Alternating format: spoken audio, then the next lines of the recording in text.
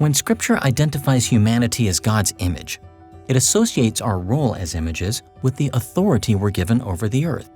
This is entirely consistent with the ancient Near Eastern idea that kings were superior images of their gods because they ruled on their behalf. But Scripture extends this authority and office to more than just kings.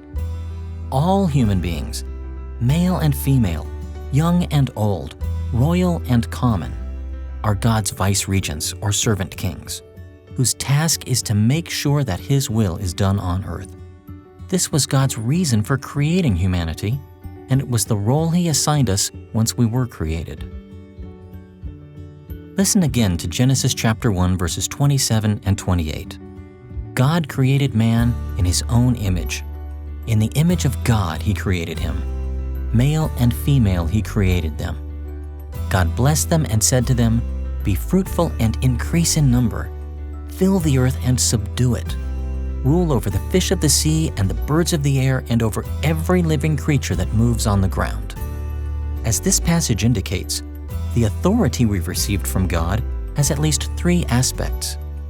We're authorized to fill the earth with God's images, to govern all earth's creatures, and to subdue the earth itself. We fill the earth by multiplying our numbers so that we reproduce His living images throughout the world. This means that we can and should live in all parts of the world, carrying God's representative presence with us and establishing human culture everywhere we go.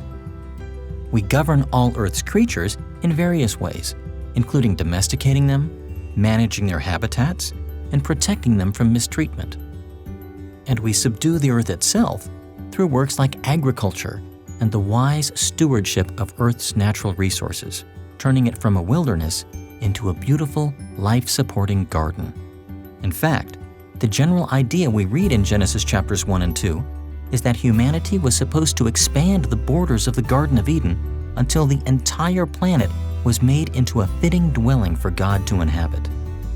The ultimate goal was for God's special presence to fill the whole earth as fully as it originally filled the Garden of Eden.